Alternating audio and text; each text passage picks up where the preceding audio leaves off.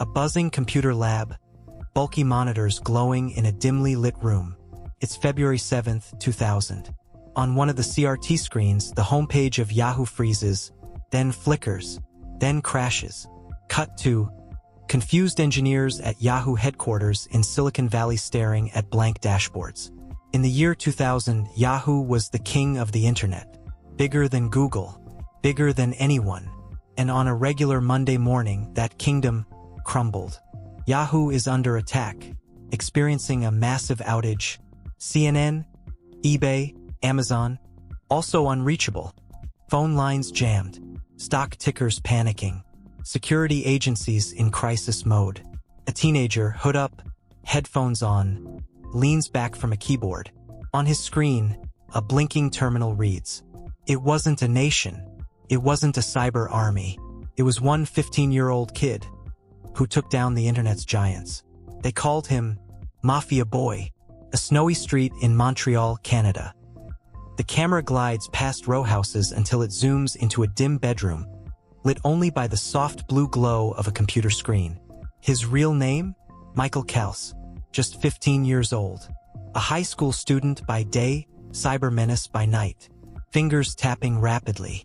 IRC chat windows flood with messages. Speech balloon, ready for the next hit? Speech balloon, let's test the flood script on CNN. Michael wasn't your typical hacker genius. He wasn't coding exploits from scratch. But he had something even more dangerous. A map showing thousands of infected computers lighting up across North America. One command, and thousands of computers start pinging a single website at once. I wasn't trying to hurt anyone. I wanted to show how weak these systems really are. To the world, he was just another teenager. To the FBI, RCMP, and cybersecurity experts, he was public enemy number one of the digital age. An aerial shot of downtown New York, bustling.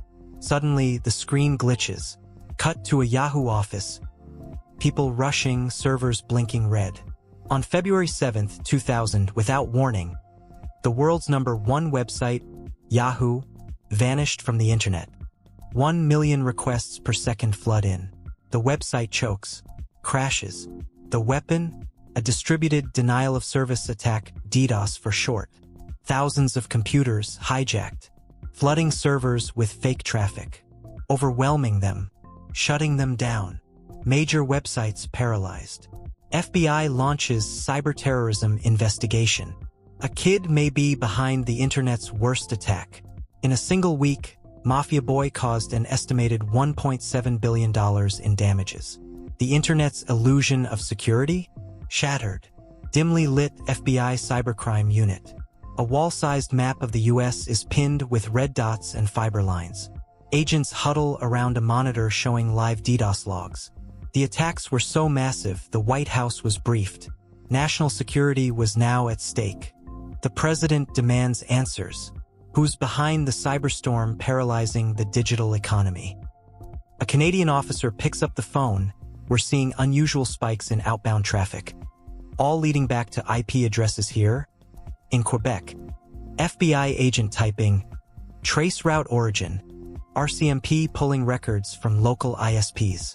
Yahoo's cybersecurity team handing over packet data. Every trace led to a curious source, university networks and residential internet connections across Montreal. It wasn't state-sponsored. It wasn't a terror cell. It was someone hiding in plain sight. A username flashes on screen.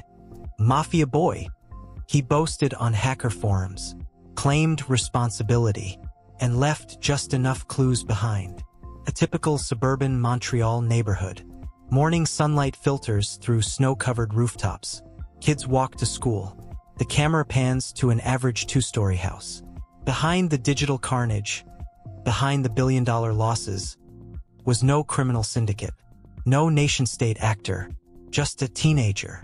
A cluttered bedroom, posters of rock bands, a CRT monitor glowing. A teenage boy, Michael Kels, known online as Mafiaboy, types rapidly, his eyes locked on IRC chats and attack scripts. Terminal windows running DDoS commands. Ping F, flood.pl, try new. He was just 15, a high school student obsessed with power. Not money, not fame, just digital domination. Watch CNN fall. I control the net.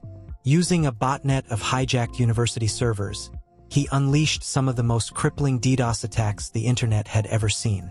We've identified a suspect, a minor, Canadian, known by the alias Mafiaboy. Door knocks, parents stunned. Michael is arrested in his pajamas. Flashing news headlines overlay the screen. Teen hacker behind internet chaos caught. Mafiaboy's attacks cost millions. Can a 15-year-old cripple the web? The world had been shaken by a 15-year-old with a modem. But what came next would redefine how governments saw cyber threats forever. Michael Kals, now known to the public, stands trial in youth court in Canada.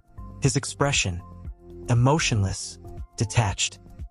The court finds the minor guilty on multiple counts of mischief related to computer systems.